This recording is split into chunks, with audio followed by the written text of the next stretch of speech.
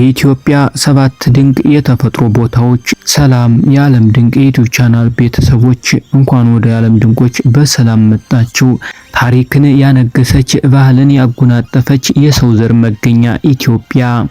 ስለ ጥንታዊ ቅርሶቿና አብያተ ክርስቲያናቶቿ ብዙ ተነግሯል። ዛሬ ግን ከዚህ ሁሉ ባሻገር ተፈጥሮ በራሷ እጅ የቀረጸቻቸውን በዓለም ላይ በሌላ ቦታ የማይገኙ 7 ድንቅ የተፈጥሮ ቦታዎች እናስጎበኘዎታለን። እነዚህ ቦታዎች ከእሳተ ገሞራ ምድር እስከ ከፍታ ተራራ ጫፍ፣ ከረቂቅ ዋሻ ጥልቀት እስከ ሰማያዊ ፏፏቴ ድረስ ኢትዮጵያ የተሸከመቻቸውን ምስጢራዊ ውበቶች የሚገልጡ ናቸው።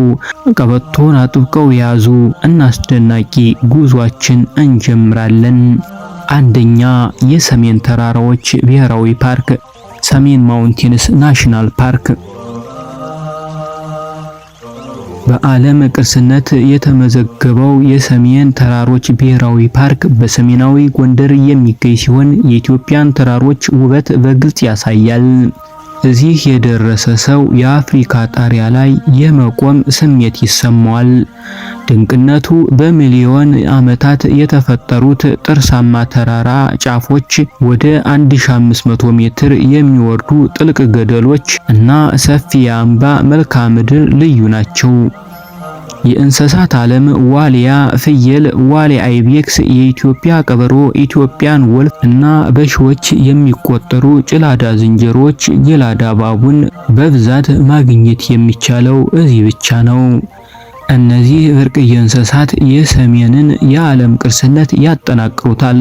የጉዞ ልምምድ ለጀብደኞች እና ተራራ ወጪዎች ምርጥ መዳረሻ ሲሆን፣ በተራራው ላይ ሲጓዙ አእምሮን የሚያረካ ልዩ ሰላም ያገኛሉ።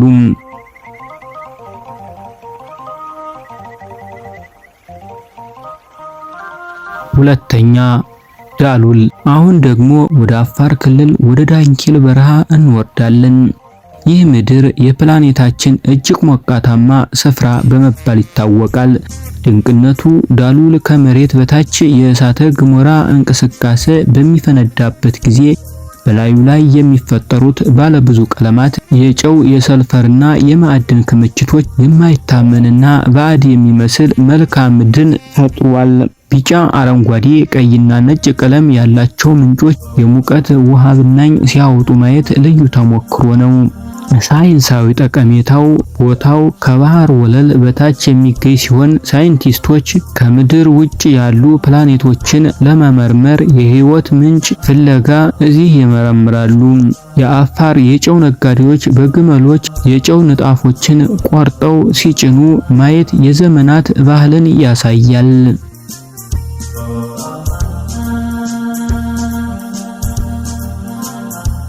ሶስተኛ፣ ኤርታሌ የእሳተ ገሞራ።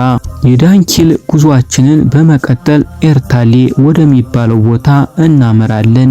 ይህ ቦታ በአፋርኛ የሚጨስ ተራራ ማለት ሲሆን የአካባቢው ሰዎች ወደ ሲኦል የሚያስገባ በር ብለው ይጠሩታል።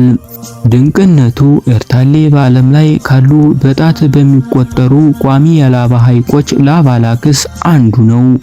ጎብኚዎች በሌሊት የእሳተ ገሞራው አፍ ላይ በመውጣት ከውስጥ የሚፈልቀውን ቀይ የላቫ ሐይቅ ማየት ይችላሉ።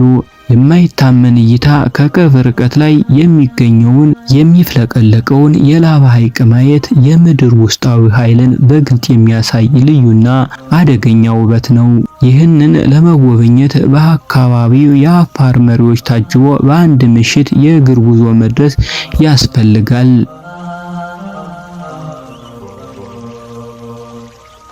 አራተኛ፣ ሶፍ ዑመር ዋሻ።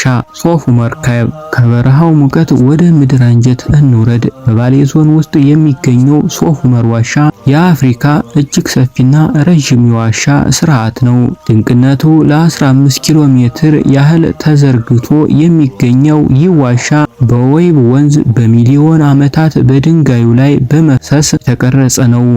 ውስጡ እንደ ቤተ ክርስቲያን ወይም መስጊድ ግርማ ሞገስ ያላቸው የተፈጥሮ ድንጋይ አመዶች፣ ፒላርስ እና አርክ ግድግዳዎች አሉ። ባህልና ሃይማኖት ስሙን ያገኘው ኢስላምን ለአካባቢው ያስተማሩት ሼህ ሱፍ ዑመር ከሪሞ ከመሰማራታቸው ሲሆን ለሙስሊም ተጓዦች የተቀረጸ ቦታ ነው።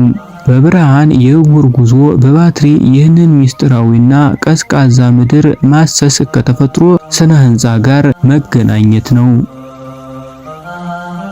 አምስተኛ የባሌ ተራራዎች ብሔራዊ ፓርክ ባሌ ማውንቴንስ ናሽናል ፓርክ። አሁን ደግሞ ወደ ሀገሪቱ ከፍተኛ ተራራዎች ወደ አንዱ ወደ ባሌ እናመራለን። ድንቅነቱ የባሌ ተራራዎች በዋናነት የሚታወቁት በአፍሪካ ከፍተኛው የአምባ ስፍራ በሆነው የሳኒቲ አምባ ሲሆን የዛሬ ሚሊዮን ዓመታት የተፈጠረ ነው። ልዩ ከሆኑት ሄዘርና ዛፎች ጃንት ሎዌላ ጋር ተደባልቆ ከፍታው ከ3000 ሜትር በላይ ልዩ መልክዓ ምድርን ይፈጥራል። የእንስሳት ዓለም የሰሜን ቀበሮ በመባል የሚታወቀው የኢትዮጵያ ቀበሮ እጅግ ብዙ ቁጥር ያለው ሕዝብ እዚህ ይገኛል። እንዲሁም የተራራ ንያላ ማውንቴን ኒያላና ሌሎች የኢትዮጵያ ብርቅዬ እንስሳት መገኛ ነው። ፈረስ ግልቢያ ወይም በእግር ጉዞ የፓርኩን ልዩ የእጽዋትና የእንስሳት ዓለም መጎብኘት ይቻላል። ስድስተኛ ጢስ አባይ ፏፏቴ ብሉ ናይል ፌልስ። ጢስ አባይ የዓለማችን ረጅም ወንዝ የናይል ምንጭ የሆነው ጢስ አባይን ብሉ ናይል ተከትለን ወደ ታሪካዊቷ ባህር ዳር አቅራቢያ እንጓዛለን። ድንቅነቱ በአካባቢው ጢስ አባይ ወይም ጢስ እሳት የሚያጨስ ውሃ በመባል የሚታወቀው ይህ ፏፏቴ በአንድ ወቅት ከአፍሪካ ትልቁ ነበር። ምንም እንኳን በቅርብ ጊዜ በተገነቡ ግድቦች ምክንያት መጠኑ ቢቀንስም የውሃው ኃይልና የሚረጨው ብናኝ የሚፈጥረው ሰማያዊ ቀለም አይረሳም። ውበቱ ከፏፏቴው ላይ የውሃ ብናኝ ሲነሳ ቀስተ ደመና ሲፈጥር ማየት እጅግ ውብ ነው። በዙሪያው በእግር መጓዝና ፏፏቴው ከተለያዩ አቅጣጫዎች መመልከት ልዩ ደስታን ይፈጥራል። ሰባተኛ የአብያታ ሻላ ሐይቆች ብሔራዊ ፓርክ አብያታ ሻላ ላይክስ ናሽናል ፓርክ። አሁን ደግሞ ጉዟችንን በአዋሽና በኦሮሚያ ክልል ድንበር ላይ በሚገኙት በታላቁ ምስራቅ አፍሪካ ስምጥ ሸለቆ ግሬት ሪፍት ቫሊስ ውስጥ እንቋጫለን። ድንቅነቱ ፓርኩ ሁለት የተለያዩ ሐይቆችን ያቀፈ ነው። አብያታ ሐይቅ ጥልቀት የሌለው ከፍተኛ የማዕድን ክምችት ያለው ሲሆን በሺዎች የሚቆጠሩ ሮዝ ፍላሚንጎስ እና ሌሎች የውሃ ወፎች መኖሪያ ነው። ሻላ ሐይቅ ደግሞ በጣም ጥልቅ 266 ሜትር ጥልቀትና በዙሪያው ትኩስ የውሃ ምንጮች ሆት ስፕሪንግስ አሉት። ይህ ልዩነት በሐይቆቹ ዙሪያ ልዩ የሥነ ምህዳር ስርዓት ፈጥሯል። የአዕዋፋት ፍልሰትን መመልከትና በተፈጥሮ የሙቀት ውሃ ምንጮች መዝናናት እጅግ ያስገርማል። እንግዲህ ተመልካቾቻችን ከበረዶው የሰሜን ጫፍ እስከ ላባው ኤርታሌ ጥልቀት ከረቂቁ የሶፍ ዑመር ዋሻ እስከ ፍላሚንጎዎቹ የአብያታ ዳርቻ ድረስ ያለውን የኢትዮጵያ 7 ድንቅ የተፈጥሮ ቦታዎች አይተናል። እዚህ ቦታዎች የኢትዮጵያን ታላቅ የጂኦሎጂካልና የስነ ምህዳር ልዩነት ብቻ ሳይሆን ተፈጥሮ ለሰው ልጅ የሰጠቻቸው የማይተኩ ሀብቶች ናቸው። የውጭ ሀገር ዜጋም ሆኑ የኢትዮጵያ ተወላጅ እነዚህን ውበቶች መጠበቅና መንከባከብ የሁላችንም ኃላፊነት ነው። አብረውን ስለተጓዙ እናመሰግናለን። ይህ ጉዞ የኢትዮጵያን የተፈጥሮ ውበት ለሌሎች እንድታጋሩ ያነሳሳችኋል ብለን እናምናለን። ቪዲዮ ከተመቻቸው ላይክ፣ ሸር እንዲሁም ሳብስክራይብ በማድረግ ቤተሰብ ይሁኑ። በክፍል 2 እስከምንገናኝ ደህና ይሁኑ።